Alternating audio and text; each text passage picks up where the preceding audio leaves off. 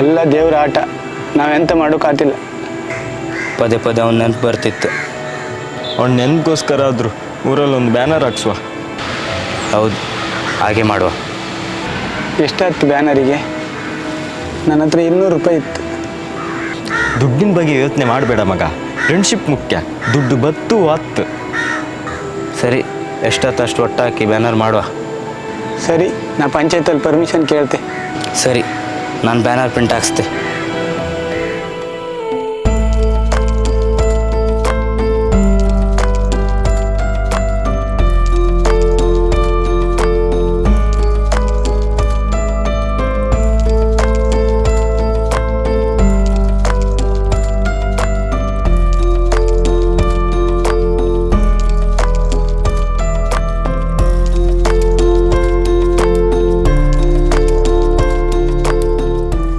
ಸಿರಿ ನಮ್ಮ ಜೊತೆ ಇಲ್ಲ, ಇನ್ನು ಅವ್ನು ನೆನ್ಪು ಮಾತ್ರ.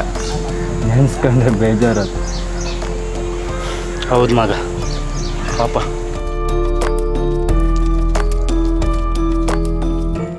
ಹಲೋ, ಇಲೆಕ್ಷನ್ ಬಂತಲ್ಲ, ಪಂಚಾಯತ್ ಅವ್ರು ಬ್ಯಾನರ್ ತೆಗೋ ಕೇಳ್ತಿದ್ರು ಮಗ. ಸರಿ ಬಾ, ರಾಜು ಕಾಲ್ ಮಾಡು.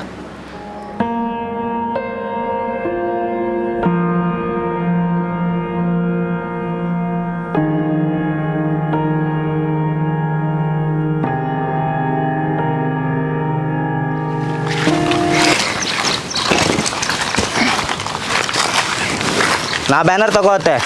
ನಾನು ಪ್ರೇಮ್ ತಗೊಂಡೋಗ್ತೆ. ಹಂಗಾರೆ ನಾ ಎಂತ ತಗೊಂಡು ಹೋಗ್ಬೋದು? ನಾ ಬ್ಯಾನರ್ ತಗೊಂಡು ಹೋಗ್ತೆ.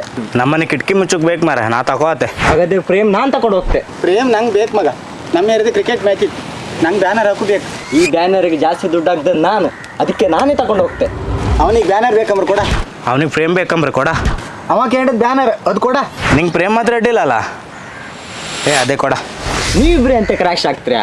ಇದೆರಡು ನಾನೇ ತಗೊಂಡು ಹೋಗ್ತೆ. ಪಂಚಾಯತಿಂದ ಪರ್ಮಿಷನ್ ತಂದು ನಾನು. ಈ ಬ್ಯಾನರ್ಗೆ ಜಾಸ್ತಿ ದುಡ್ಡು ಆಗ್ತದೆ ನಾನು.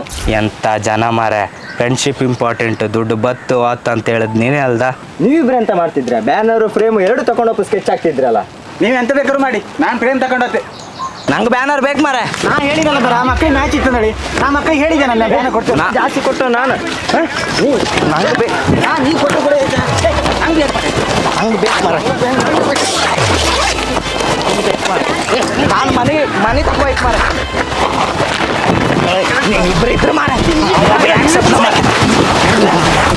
ಮನೆ ತಗೋಯ್ತು ಮಾರ. ಈ ಸಪ್ಪನ್ ಮಾರ ಪ್ರೇಮ್ ಮಾರು ಸಿಗ್ತಲ್ಲ ಮಾರ.